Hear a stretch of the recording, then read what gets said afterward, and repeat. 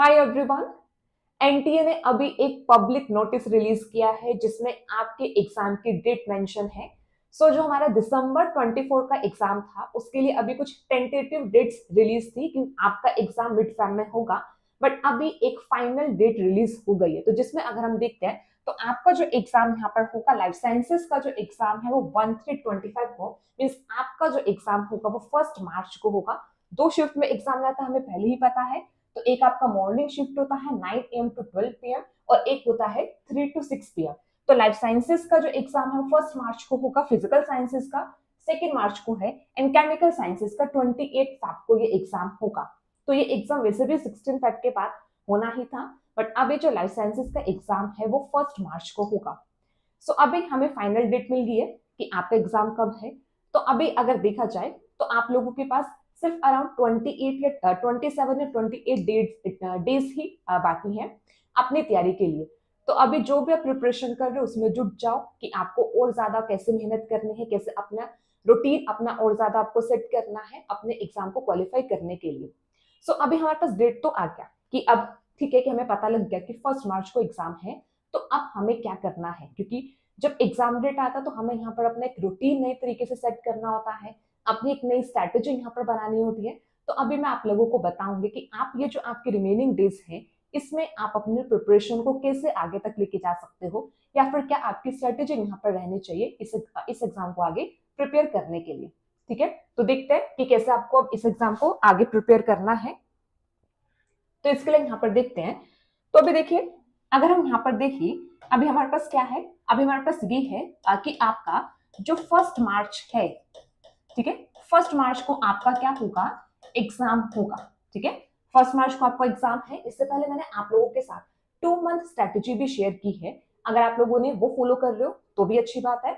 अगर आप वो नहीं फॉलो कर पाए हो किसी रीजन की वजह से, तो अब मैं आप लोगों के लिए एक नई स्ट्रेटेजी लेकर आई हूँ कि आप लास्ट मंथ में या फिर जो लास्ट डेज है आप इसमें कैसे अपनी प्रिपरेशन कर सकते हो। ठीक है, तो अभी हमारे पास जो हमें पता है वो ये कि 1 मार्च को आपका एग्जाम होगा।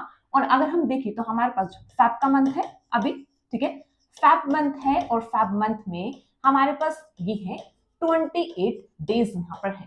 ठीक है, फैब मंथ और यहाँ पे 28 डेज। अभी देखो यहाँ पर क्या है ना, आपका एग्जाम 1 मार्च को होगा।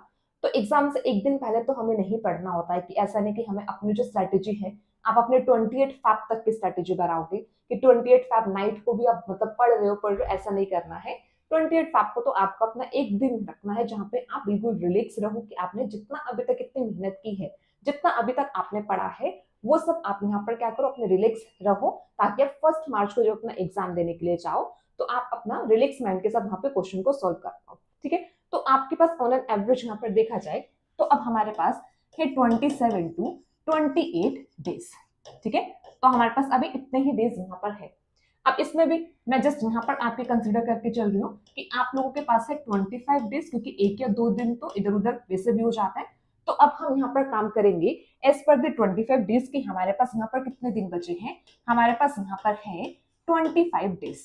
ठीक है, तो अगर हम देखें तो आपके एग्जाम के लिए कितने यहाँ पर है, हमारे पास अभी 25 डेज ही यहाँ पर है। ठीक है, अब हम 25 डेज को कैसे सही तरीके से यूटिलाइज कर सकते हैं कि जिससे हमें हेल्प मिले और जिससे हम यहाँ पर ये इंश्योर कर पाए कि हमारा जेआरएफ हमें मिल जाए, जेआरएफ एग्जाम मतलब जेआरएफ हमारा क्रैक हो जाए। ठीक है, तो अब कैसे यहाँ पर हम 25 डेज की स्ट्रैटेजी यहाँ पर बनाएंगे। तो आप क्या कर सकते हो, इन 25 डेज को स्प्लिट कर लो। एक अपना यहाँ पर लो 13 to 14 डेज का। ठीक है, 13 to 14 डेज का टाइम यहाँ पर लो। ठीक है, इतना यहाँ पर होगा। इसके बाद आपके पास रिमेनिंग यहाँ पर बचेंगे 11 to 12 डेज। तो मैं आपको लेके चल रही हूँ कि आपने 25 डेज को ऐसे स्प्लिट कर लिया कि आपके पास पहले यहाँ पर क्या है 14 डेज और फिर नेक्स्ट यहाँ पर क्या है 11 डेज। ठीक है, तो अब आप इनको कैसे मैनेज करोगे, ठीक है, कैसे आपको यहाँ पर देखना है कि कैसे यहाँ पर मतलब प्रिपरेशन आप यहाँ पे करोगे। ठीक है, अब पहला तो एक चीज, जैसे मैंने पहले भी आपको स्ट्रेटेजी वीडियो में अपने बताया है कि जो लास्ट का मंथ हमारे पास होता है इसमें जस्ट हमें रिवीजन करनी होता है, रिकॉलिंग करना होता है, जो भी शॉर्ट नोट्स बनाया होता है वो सब हमें एक बार यहाँ पर देखने होते हैं। इसमें क्वेश्चन प्रैक्टिस भी, अगर आपको लगता है कि आपके क्वेश्चन प्रैक्टिस में थोड़ी सी कमी बची है तो आप थोड़े बहुत क्वेश्चन प्रैक्टिस कर सकते हो, बट आपका मेजर फोकस अब क्वेश्चन प्रैक्टिस नहीं होगा, क्योंकि क्वेश्चन प्रैक्टिस जितनी अभी तक होनी थी वो हो चुकी है। अभी जस्ट आपको फोकस करना है अपनी रिवीजन पर। रिवीजन बहुत इंपॉर्टेंट है, आपको मिनिमम 4 to 5 टाइम तो रिवाइज करना ही चाहिए, क्योंकि इतना वास्ट सिलेबस है, याद नहीं रहता है, तो इतना रिवीजन रिक्वायर्ड होती है। साथ में क्वेश्चन प्रैक्टिस में भी, क्वेश्चन प्रैक्टिस हम जब सिलेबस कवर करते हैं तब भी साथ में कर लेते हैं, जब फर्स्ट या सेकेंड में रिवाइज करते हैं तब भी हम कर लेते हैं। तो अभी थोड़ा सा कम फोकस आपका क्वेश्चन प्रैक्टिस की तरफ जाएगा और मोर फोकस आपका शिफ्ट होगा रिवीजन एंड डिकोडिंग पर।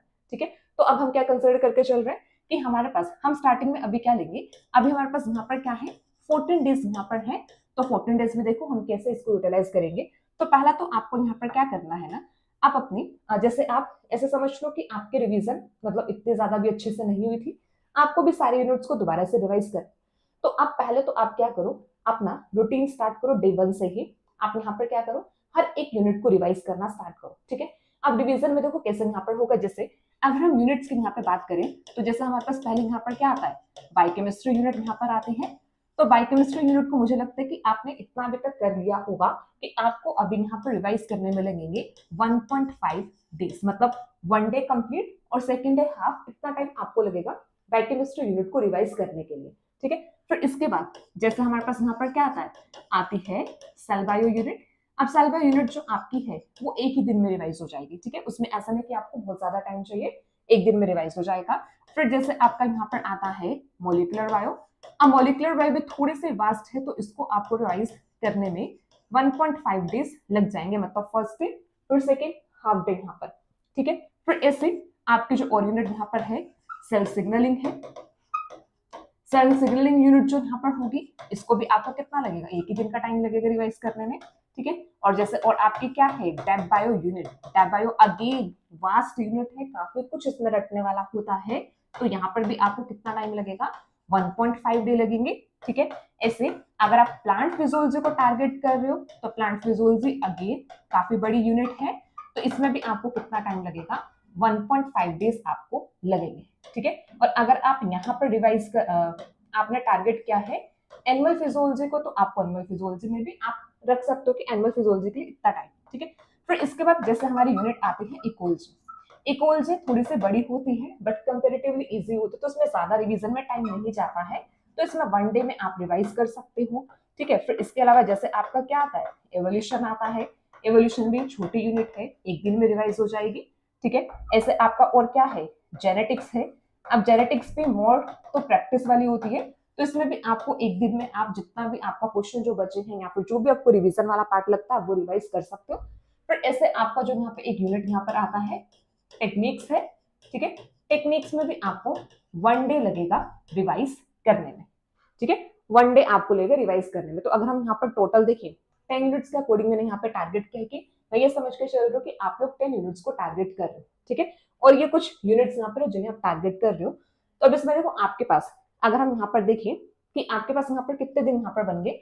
अब आपके पास यहाँ पर ये दिन बन चुके हैं 10, और यहाँ पर कितने 12 डेज यहाँ पर बने। ठीक है, 12 डेज आपके पास यहाँ पर बन चुके हैं, मतलब आपको 12 दिन इन सब यूनिट्स को रिवाइज करने में लगेंगे। ठीक है, तो एक यहाँ से आ जाएगा, एक यहाँ से, और टोटल आपके पास क्या होंगे, 10 डेज यहाँ पर आएंगे। ठीक है, आप चाहो तो अगर आपको लगता है कि टेक्निक्स यूनिट को आपको और ज्यादा टाइम देने की जरूरत है तो हाफ डे आप यहाँ से भी ले सकते हो, और टेक्निक यूनिट को रिवाइज करने में तो अराउंड 12 और 13 डेज में आपके जो 10 यूनिट्स हैं वो रिवाइज हो जाएंगे। ठीक है, और ये बहुत टाइम है। ठीक है, हम इतना पढ़ लेते हैं तो रिवीजन में इतना टाइम लग जाएगा, मतलब इतना ही लगेगा टाइम यहाँ पर ना। और 12 to 13 बहुत बहुत दिन होते हैं यहाँ पे ना रिवाइज करने के लिए। ठीक है, अब देखो यहाँ पर क्या किया, अब 12 to 13 डेज हमें रिवीजन में लगे। अब इसे में साथ में आपको और क्या ऐड करने हैं, अपने रिवीजन के टाइम पर ही आपको ऐड करने हैं यहाँ पर मॉक टेस्ट। ठीक है, आपको क्या ऐड करने हैं, मॉक टेस्ट। और आप ट्राई करना कि आपका ये जो फर्स्ट 13 डेज में जितना आप यहाँ पे कर रहे हो इसमें 1 डे और आप इंक्लूड करो फॉर दी मॉक टेस्ट। तो आपको इन 14 डेज में आपको ये ध्यान रखना है कि आपके एटलीस्ट 3 मॉक टेस्ट है जो आप दे दो। ठीक है, 3 मॉक टेस्ट दे दो, तो 1 डे एक्स्ट्रा इसलिए यहाँ पर रखा है 1 to 2 डेज की आपको मॉक टेस्ट देने में भी टाइम लगेगा। ठीक है, उसके लिए भी आपको टाइम पीरियड चाहिए, तो 3 घंटे का आप मॉक टेस्ट दोगे, फिर उसको एनालाइज भी करोगे, तो आपका टाइम वहां पर भी जाएगा।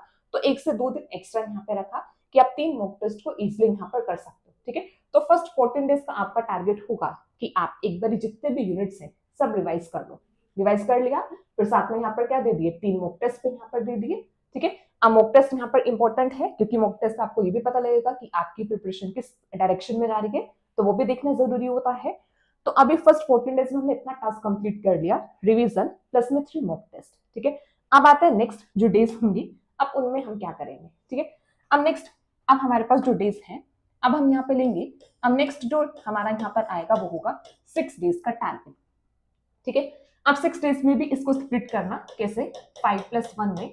तो आपके जो 6 डेज में जो 5 डेज यहाँ पर होंगी, इनमें फिर से आपकी होगी रिवीजन, ठीक है। तो हमने क्या किया, देखो कितने सही से यूटिलाइज कर लिया ना, कि आपके जो 25 डेज हैं, तो पहले हमने 14 डेज में वन टाइम रिवाइज कर लिया, और हमने वहां पे प्रॉपर टाइम देके रिवाइज किया कि हमने पूरा दिन वहां पे लगाया, अगर एक दिन से ज्यादा भी लग रहा है तो वो भी किया, तो हमें सारे जो भी कॉन्सेप्ट है वो ऑलरेडी माइंड में बैठ चुके हैं, ठीक है। साथ में हमने क्वेश्चन प्रैक्टिस किए, टेस्ट भी कर दिए, कि 3 मॉक टेस्ट बहुत होता है, कि अगर आप इतना ही कर लो तो मतलब इतना होता है, किसी को एनालाइज कर लो तो सफिशियंट होता है, ठीक है। फिर नेक्स्ट 5 डेज में हम फिर से रिवीजन करेंगे। अब इस रिवीजन में हमारा यहाँ पर क्या होगा, अब हमारा यहाँ पर आ जाएगा 2 यूनिट्स पर डे, क्योंकि आपके पास टाइम कितना है, आपके पास टाइम यहाँ पर है सिर्फ 5 डेज का। तो 5 डेज में तो ऐसे ही होगा ना, अगर आप एक दिन में 2 यूनिट करोगे और वो हो जाएगा। अगर आपने पहले किसी यूनिट को एक दिन दिया है तो उसको नेक्स्ट टाइम रिवाइज करने में आधा दिन ही लगेगा, तो आप यहाँ पे कर सकते हो कितना, कि 2 यूनिट्स पर डे कर सकते हो, ठीक है। फिर से यहाँ पे जो 1 डे आपका एक्स्ट्रा रखा है, ये किस लिए, कि आपने पहले यहाँ पर जो 3 मॉक टेस्ट दे दिए, अब आपको यहाँ पर अपने 2 मॉक टेस्ट और यहाँ पे कंप्लीट करने हैं, ठीक है। इस टाइम पीरियड में आपको 2 और मॉक टेस्ट यहाँ पे देने हैं, वही आप एक दिन में 2 आराम से दे सकते हो, 3-3 घंटे का यहाँ पर होता है। और आप अपने रिवीजन, जब आप रिवीजन यहाँ पे रिवीजन रूटीन में आप अपने स्लोट्स यहाँ पे कर सकते हो कि मॉर्निंग और इवनिंग यहाँ पे क्या, तो मॉर्निंग में कुछ पढ़ा, इवनिंग में कुछ पढ़ा, तो आप अपने अकॉर्डिंग टाइम मैनेज कर सकते हो, ठीक है। तो यहाँ पर आपने 1 डे में, तो मतलब एक दिन में आप ऐसे भी कर सकते हो, बीच में किसी दिन कर सकते हो, या फिर मतलब वो आपकी विश है कि आपको जैसे लगता है, बट इन 6 डेज के टाइम पीरियड में आपको 2 और मॉक टेस्ट यहाँ पे करने हैं। तो देखो ऑन एन एवरेज अब आपके 5 मॉक टेस्ट यहाँ पे कंप्लीट हो जाएंगे, ठीक है। इससे पहले मैंने आप लोगों को मॉक टेस्ट को लेकर भी गाइड किया है कि कैसे कैसे आपको मॉक टेस्ट देना है और कितने दिन यहाँ पे रिक्वायर्ड होते हैं बिफोर एग्जाम। मतलब mock test basically confidence build up करने के लिए होता है, कि आपको कॉन्फिडेंस आ जाए कि आप सही प्रिपरेशन कर रहे हो, ठीक है। तो आपने यहाँ पर 5 टोटल मॉक टेस्ट यहाँ पर हुए। अब इसके बाद हमारे पास यहाँ पर आता है अब लास्ट 5 डेज, ठीक है। अब इन लास्ट 5 डेज में हमें क्या करना है, अब इन लास्ट 5 डेज में आपको एज सच पूरे यूनिट की रिवीजन नहीं करनी, क्योंकि ऑलरेडी हम इतने टाइम पीरियड में 2 बार रिवाइज कर चुके हैं। इससे पहले भी जो हमारी प्रिपरेशन होगी उसमें भी हमने 1 या 2 बार रिवाइज किया होगा, ठीक है। हमने जब सिलेबस पढ़ा होगा तब भी हमने रिवाइज किया होगा, तो अब 4 टाइम तो मिनिमम हमारी रिवीजन हो चुकी है, और जो इनफ है, ठीक है। इतना ही आपको रिवाइज करना है। अब जो नेक्स्ट 5 डेज यहाँ पर होंगे, अब आपको ये 5 डेज यहाँ पर मतलब कैसे यूटिलाइज करने हैं, यहाँ पर आप करोगे जितना भी आपका क्रैमिंग पार्ट होता है, या फिर ऐसे टॉपिक्स जो हम क्या करते हैं लास्ट मोमेंट के लिए छोड़ देते हैं, ठीक है। हर एक यूनिट में कुछ ना कुछ ऐसे टॉपिक्स हैं जो हम क्या करते हैं, हम ये सोचते हैं कि एग्जाम से पहले इन्हें पढ़ेंगे, क्योंकि वो याद करने वाले पार्ट होते हैं। जैसे आपका आपका जैसे एक टॉपिक आ जाता है जूलॉजिकल टाइम स्केल, ठीक है।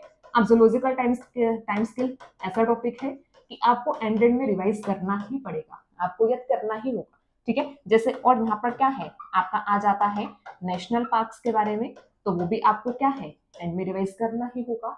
और जैसे यहाँ पर क्या है, कुछ प्रोटोकॉल्स यहाँ पर आते हैं, ठीक है, ये होगा। और एंड में आपको क्या करना है, जितने भी ग्राफ है, ठीक है, ग्राफ चाहे वो आपके बायोकेमिस्ट्री में हो या फिर वो आपके इकोलॉजी यूनिट में हो, सबकी एक्सिस ध्यान में रखना है, उसमें किसी में कैसा ग्राफ बनेगा, हाइपरबोलिक है, एस शेप है, इन सबको याद करना, ठीक है। ये सब ग्राफ यहाँ पर देखना है। और जैसे और यहाँ पर क्या होगा, आपकी जो टेबल्स होती है ना, हर एक उसमें हम पूरी लिस्ट करते हैं कि यहाँ पे जैसे एंजाइम्स की हो जाती है, कोफैक्टर की आ जाती है, ठीक है। कुछ डिसीज की टेबल यहाँ पर होती है, ऑटोसोमल डोमिनेंट है, रिसेसिव है, ठीक है, क्या क्या यहाँ पर होगा, कौन से क्रोमोसोम की सिंड्रोम है, ठीक है। तो टेबल्स यहाँ पर, ठीक है, टेबल वाला पार्ट यहाँ पर होगा। या फिर जैसे यहाँ पर क्या है, जीन्स को रिवाइज करना है, ठीक है, जीन्स को रिवाइज करना है। जैसे सेल साइकिल में साइक्लिन्स देखने होते हैं, या फिर यहाँ पे देखना होता है कि ट्यूमर सप्रेसर जीन कौन सा होगा, ऑन्कोजीन कौन सा होगा, ठीक है। तो ये सब जो आपके यहाँ पर होंगे ना, ये सब टॉपिक, अब ऐसे टॉपिक्स को आपको लास्ट 5 डेज में याद करना है, ठीक है। जो भी हम एंड मोमेंट के लिए छोड़ते हैं, तो इसके लिए हमें टाइम भी देखना होता है।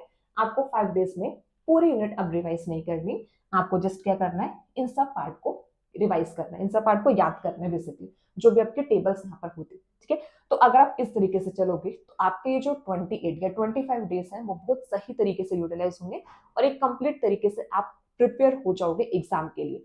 तो हमने इन डेज को यूटिलाइज कर लिया, हमने यहाँ पर रिविजन भी कर ली, क्वेश्चन प्रैक्टिस भी हो गया, मॉक टेस्ट भी दे दिए, मॉक टेस्ट में ही क्वेश्चन प्रैक्टिस कर ली, ठीक है। और हमने साथ में यहाँ पर जो भी हमारा लास्ट मोमेंट पे करने वाले टॉपिक्स थे हमने वो भी रिवाइज कर लिया, ठीक है। इसी तरीके से करना हो जाएगा।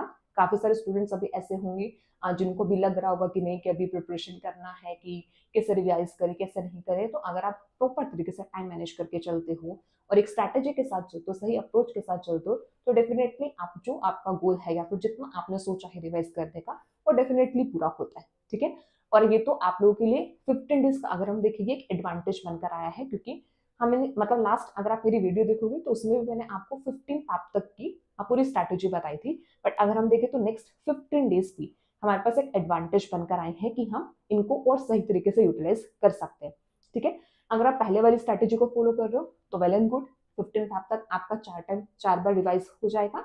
उसके बाद आप 10 डेज के लिए फॉलो कर सकते हो कि एक बार और रिवाइज कर लो, 5th टाइम रिवाइज कर लो, और लास्ट 5 डेज में आप फिर वहां पर क्या करो, जो भी आपका लास्ट मोमेंट पे करने वाले टॉपिक्स होते हैं जिनको रिवाइज करना होता है, जिनको याद करना होता है, वो सब टॉपिक्स को आप क्या कर सकते हो, याद कर सकते हो, ठीक है।